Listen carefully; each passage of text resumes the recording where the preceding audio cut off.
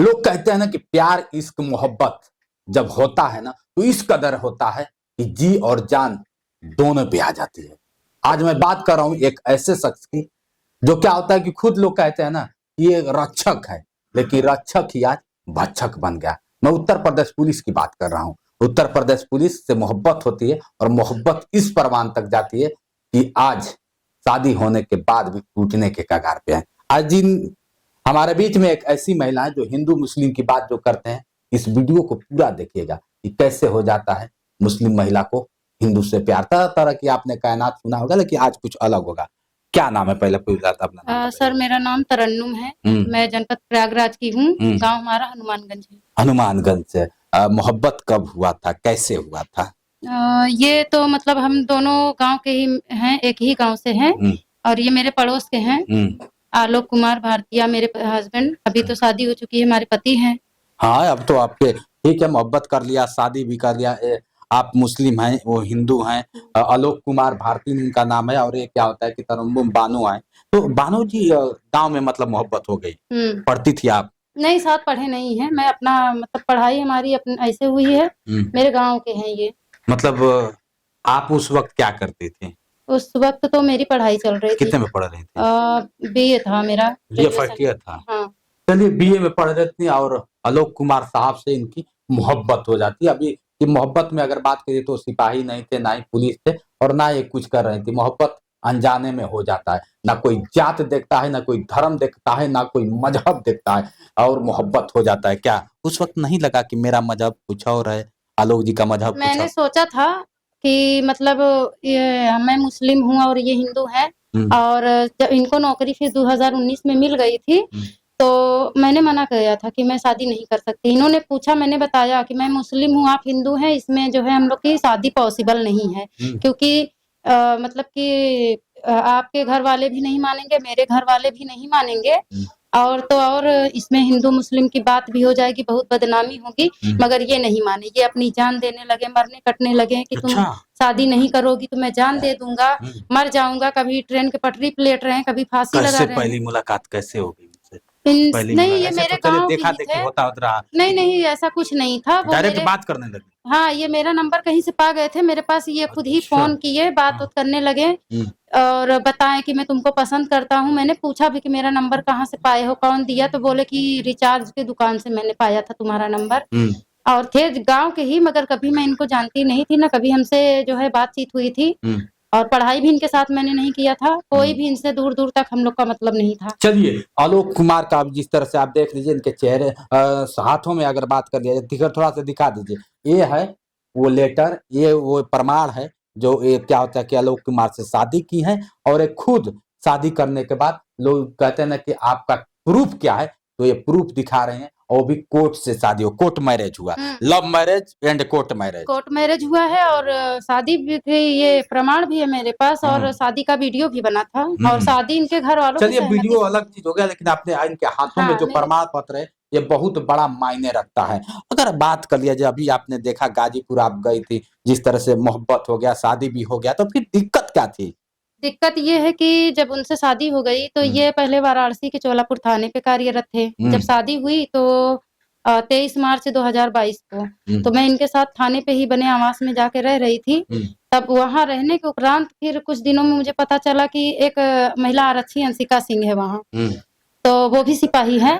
तो इनके पास मतलब कि फोन करके पूछी कि ये कौन है, कहाँ से आई है, तुम्हारे साथ क्यों रह रही है? तो मेरे पति आलोक जो है उससे झूठ बोले कि मेरे घर पे जो है पारिवारिक कुछ जमीन का आपसी विवाद हुआ था, और जब मैं घर गया तो मेरे घर वालों ने इससे शादी करवा दिए और मुझे इससे शादी करनी पड़ी।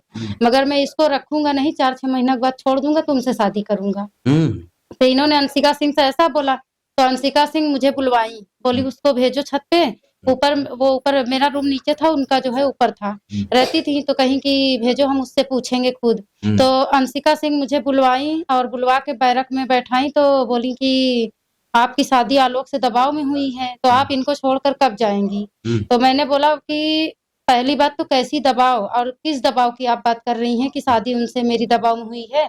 तब उन्होंने मुझे बताया अंशिका सिंह ने कि लोग बता रहे थे कि उनका जमीन का कुछ आपसी विवाद था और मुकदमा वो लोग कर दिए थे, तो दबाव में आपसे शादी हुई और वो आपको रखेंगे नहीं, 4-6 महीना के बाद छोड़ देंगे। तो मैंने कहा कि पहली बात तो हम लोग की लव मैरिज है और इसमें कोई दबाव नहीं है और शादी मैं करके आई हूँ तो छोड़ के क्यों जाऊँ। और अगर मैं दबाव में भी शादी करके आई हूँ या भाग करके आई हूँ कैसे भी, तो मैं आलोक के साथ आई हूँ, तो यहाँ के किसी भी महिला पुरुष को कोई दिक्कत नहीं है मेरे शादी से, तो आप इतना इंटरेस्ट क्यों ले रही हैं, आपको इसमें क्यों इतना दिक्कत हो रही है। तब वो कही कि मुझे दिक्कत है क्योंकि आलोक से जो है मेरा संबंध है और वो मुझसे भी वादा किए हैं शादी करने का, तो तुमको तो जाना ही पड़ेगा। तो लगातार अंशिका सिंह मुझे ऐसे टॉर्चर करती थी, जब भी मैं छत पे नहाने होने के लिए जाती थी तो ये मुझसे ये सब बात पूछ पूछ के हमेशा परेशान करती थी। और जब मैं अपने पति आलोक से बताती थी कि मुझे अंशिका सिंह जब भी जाती हूँ ऐसी ऐसी उल्टी सीधी सवाल पूछती हैं और कहती हैं, तो आप उनसे एक बार बुला के पूछिए कि वो मुझे ऐसा क्यों बोलती हैं। तो ये उससे नहीं पूछते थे, मुझे ही मारने लगते थे। तो जिस बारे में मैंने कुछ नहीं बोला, फिर उनके साथ जब मैं रह रही थी थाने पे, तो वहां उनके साथ रहने के 2-3 महीने के बाद मेरी प्रेगनेंसी आई। प्रेगनेंसी जब हुई तो मैं दवा लेने जा रही थी हॉस्पिटल में, और ये चोलापुर के थाने के बगल ही सामुदायिक स्वास्थ्य केंद्र है। जब उसमें दवा लेने जाने लगी, मैं अपने पति मतलब आलोक से बोली, इनसे मैं अपने पति से कि आप चलिए मुझे दवा दिला दीजिए। तो ये बोले मैं ड्यूटी पे जा रहा हूँ, मैं नहीं जा पाऊंगा, तुमको रुको किसी के साथ भेजूं। तो मेरे साथ अंशिका सिंह को भेजे। तो अंशिका सिंह मेरे साथ गई हॉस्पिटल के अंदर तक, मुझे छोड़ के आई। मैंने दवा लिया वहां पे और डॉक्टर चेक किए और फिर मतलब तो ये दवा लिखे, मेरा अल्ट्रासाउंड लिखे थे, एक इंजेक्शन भी लगी थी। तो जब वहां से मैं आई तो अंशिका सिंह पूछी कि क्या बात है, क्या हुआ था। जो दवा लेने गई थी तो मैंने बताया कि मतलब मेरी प्रेगनेंसी है। तो जब ये बात अंशिका सिंह को पता चल गई कि मेरी प्रेगनेंसी है, तब इन्होंने मेरे पति आलोक को कहा कि तुम तो इसको छोड़ने के लिए लाए थे, बोले हो कि इसको 2-4 महीना में मैं तलाक दे के छोड़ के भगा दूंगा, तो तुम जो है बच्चा पैदा करके परिवार बढ़ा रहे हो। तब आलोक अंशिका सिंह मेरे पति आलोक के ऊपर इस बात का दबाव बनाने लगी कि इसका बच्चा जो है दवा खिला के इसको चाहे जैसे भी इसका गर्भपात कराओ, खत्म करो, और इसको यहाँ से ये ऐसे नहीं जाएगी जब तक तुम मार पीट के भगाओगे नहीं। बहुत बड़ी बात। देखिए, सरकार कहती है कि गर्भपात करना जुर्माना, चाहे पुलिस हो चाहे नॉर्मल व्यक्ति चाहे कोई हो, कानून तो सबके लिए है। अब इनका गर्भपात हो गया, गर्भपात होने के बाद क्या होता है कि जिस तरह से चाहती हैं कि मेरा पति मेरा हो, लेकिन बीच में लोग कहते हैं कि पति पत्नी और वो जो आ गई अंशिका, वही इनके बीच में दरार बन गई है कि नहीं। अगर अंशिका नहीं आती तो आपका प्यार मोहब्बत और शादी नहीं, हम लोग का रिश्ता तो अच्छे से चल रहा था। और ये अंशिका बीच बीच में रोज सब करती, फोन कर करके परेशान करती थी। मतलब जब अंशिका आई तभी से दरार होने लगा। और फिर जब गर्भपात मेरा ये लोग दोनों करवा दिए, तो मैंने इस बात की सूचना जो है थाना प्रभारी चोलापुर को शिवजी नंबर पे दुर्गेश मिश्रा सर को दिया कि सर मुझे अंशिका सिंह और मेरे पति द्वारा मारा पीटा गया, मेरा गर्भपात करवा दिया गया। तो उन्होंने कहा जाओ महिला डेस्क में वहां पे प्रार्थना पत्र दो। मैंने वहां जा करके प्रार्थना पत्र भी दिया, लेकिन थाना प्रभारी चोलापुर के जो थे दुर्गेश मिश्रा, उन्होंने कोई कार्यवाही नहीं किया। अंशिका सिंह और मेरे पति आलोक को, मुझे तीनों जन को थाने पे बुलाए, केवल एक दूसरे के फोन से नंबर ब्लॉक करवा दिया, बाकी कोई कार्यवाही नहीं किया। अभी जिस तरह से आपकी वीडियो का बहुत काफी वायरल हो रहा है, बहुत काफी, अब चाहती क्या है आप? क्या मैं न्याय चाहती हूँ। मैं अंशिका सिंह और अपने पति आलोक के ऊपर कार्यवाही चाहती हूँ, क्योंकि मेरा जो है, आप चाहती है कि पति जेल चले जाए, क्योंकि वो अपराध किए हैं। आपका पति है, वो जो है विभाग में रह करके उत्तर प्रदेश पुलिस, यानी कि उसका मतलब ये होता है कि उनको सरकार ने ये जो है मतलब कि वो दे रखा है पावर कि कोई भी पीड़ित आता है तो उसकी मदद करे। उनको एक रक्षक कहा जाता है, लेकिन रक्षक के रूप में वो दोनों भक्षक हैं।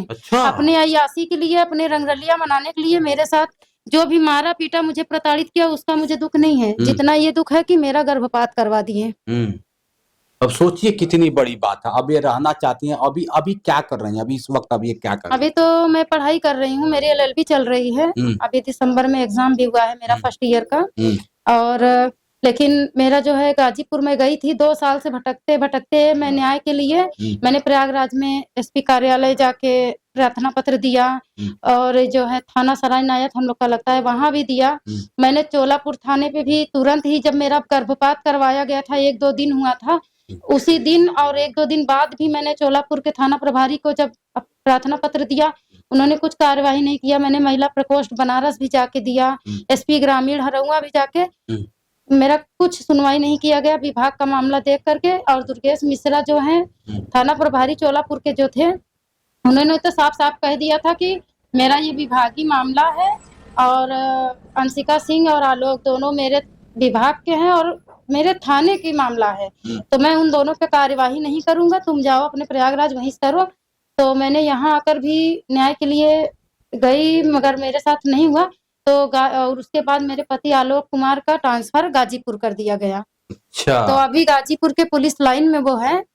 तो मैंने जो है गाजीपुर अभी 2024 में जाकर के कप्तान साहब के यहाँ प्रार्थना पत्र दिया।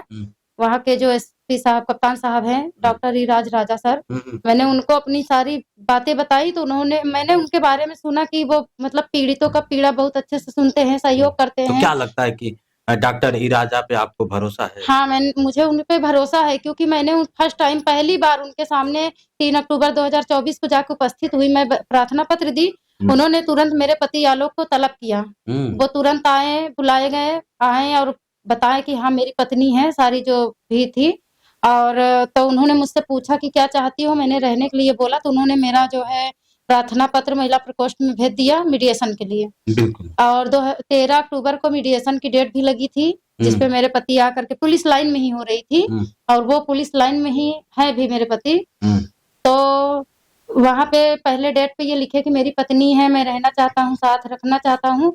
और दूसरी डेट लगी थी 27 अक्टूबर 2024 को, तो उस पे आके लिख रहे हैं कि मेरी पत्नी नहीं है, इससे मेरा कोई रिश्ता नहीं है। अभी प्रयागराज में आप क्या कर रहे हैं? इस वक्त हम लोग प्रयागराज में है। प्रयागराज में कुंभ का मेला का हम लोग आए थे कवरेज करने के, तब तक के मेले में मिल गए। तो हम कहें कि मेला में अकेला ना हो, चल के इनकी बातें अकेले में सुना जाए। लोग कहते हैं ना कि ना मेले में होगी ना महफिल में होगी, हमारी और तुम्हारी बातें अकेले में होगी। ये प्यार का खेल है मित्रों। बहुत तरह तरह के आप लोगों के लिए कहानी सुना होगा, लेकिन जिस तरह से तरन्नुम बानो जी का कहानी से आप कितना प्रेरित है, और कितना कई लोगों ने कमेंट इनके वीडियो में किया था कि पैसा ऐंठने के लिए आप ऐसा करें। मैं वीडियो में कमेंट मैंने पैसा ऐंठने के लिए नहीं किया था, क्योंकि अगर मुझे इनकी नौकरी की लालच भी नहीं है, अभी भी न तो रहेगी कभी। क्योंकि जब आप तो नौकरी से पहले ही से मोहब्बत कर रही थी। नौकरी के पहले मेरी इनसे जो है मोहब्बत थी, और नौकरी मिलने के बाद मैंने शादी से इनकार कर दिया था, जब ये मर कट रहे थे, और तब मैंने शादी के लिए हाँ किया। और आज भी इनके घर वालों के द्वारा जो है कहा जाता है कि ले पैसा कुछ, और जो है समझौता कर ले। मैंने कहा मुझे पैसा नहीं चाहिए, मुझे अपना पति चाहिए। हाँ, मेरा पति चाहिए, क्योंकि मैंने अपना परिवार, अपना घर बार सब कुछ एक आलोक के लिए त्याग दिया। तो मुझे पैसे नहीं चाहिए। मैं तो खुद मैं पढ़ाई करी हूँ, मेरा ग्रेजुएशन फाइनल है, मैंने यूपीएसआई किया है, यूपीपी का भी मैंने एग्जाम दिया हुआ है, अभी एलएलबी में कर रही हूँ। मुझे पैसे की कोई लालच नहीं। ऐसा तो नहीं कि एलएलबी करने के बाद वकील बन जाएगी तो आप भी लात मार देंगे ऐसा कुछ नहीं है। मुझे उस वक्त भी मतलब आलोक चाहिए। हाँ, मैं रहूंगी उन्हीं के साथ में, और एलएलबी कर लूं या कुछ भी। मैं यूपीएससी की भी तैयारी कर रही थी, बीच में अभी छोड़ दी हूँ, और मुझे उनके पैसे की कोई लालच नहीं है। सोचिए, बंद कमरों में आप अकेली इनकी जिंदगी चल रही है, जो प्यार के बहार में खिला करती थी, खिलती थी, आज इस बंद कमरों में चारों तरफ आप देखेंगे इनका कमरा है, छोटे से कमरे में इनकी जिंदगी चल रही है, और कैसे जिंदगी काट रही है बिन मोहब्बत के बगैर। आप लोग भी जानते हैं कि मोहब्बत बड़ी अजीब चीज होती है, और मोहब्बत में बहुत लोग कुर्बानियां दे देते हैं, और इनका एक ही कुर्बानी है कि मेरा प्यार, मेरा मोहब्बत और मेरा पति मुझे चाहिए, जिस पति का नाम आलोक है। क्या मैम, सही है ना? जी जी सर। अंत में अगर नहीं मिलते हैं आलोक जी तो नहीं, मेरा न्यायालय से मुकदमा चल रहा है। हाँ। और मुझे जो है न्यायालय पे पूर्ण विश्वास है कि जो भी होगा वो, मैं पत्नी हूँ और उन्होंने मुझसे शादी किया हुआ है, तो न्यायालय तो जो है न्याय करेगी ही। तभी लोग न्यायालय पे उनके पास जाते हैं। से कोई मतलब नहीं है। नहीं, ऐसा कुछ नहीं है। न्यायालय हिंदू मुस्लिम नहीं देखता है। तो महाराज क्या होता है कि इस तरह से बड़ा कम लड़कियां दिखती हैं तो चेहरा ढक के दिखती है, पता नहीं चलता है खूबसूरती क्या है, किस तरह से है, कैसे हो गया।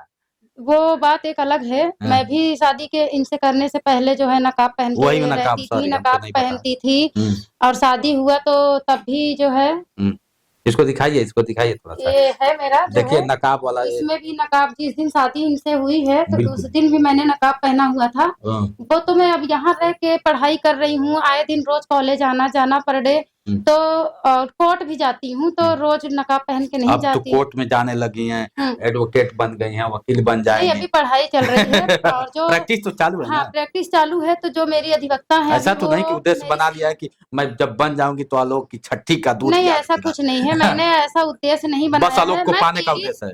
मैं पीड़ित, जो मतलब जैसे मैं पीड़ित हूँ और मेरी कभी किसी ने कोई मदद नहीं करी और ना मैंने किसी से मदद मांगा, अपनी लड़ाई खुद अपने दम पे लड़ रही हूँ।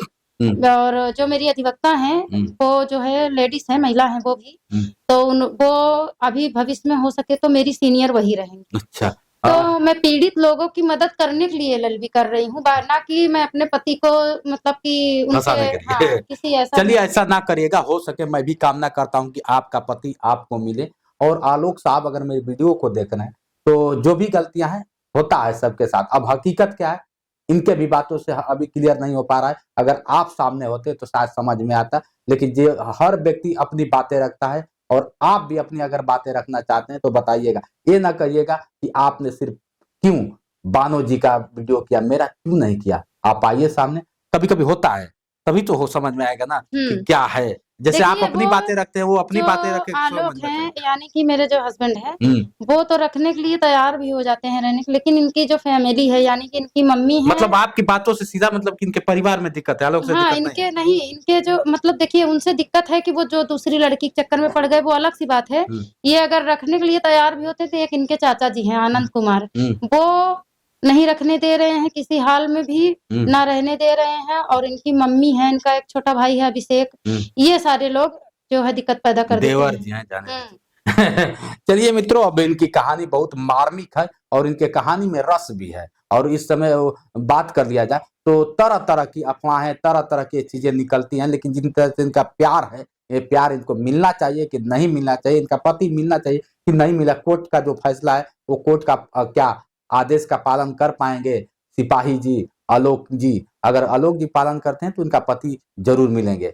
लास्ट में आपको ये वीडियो कैसा लगा कमेंट करके बताइए। और हाँ, आप भी अगर मोहब्बत कर रहे हैं तो संभल जाइए। इस वीडियो का बनाने का एक ही उद्देश्य है कि एक आप लोगों के ऊपर अलग विश्वास बने और ऐसे लोगों से बचे।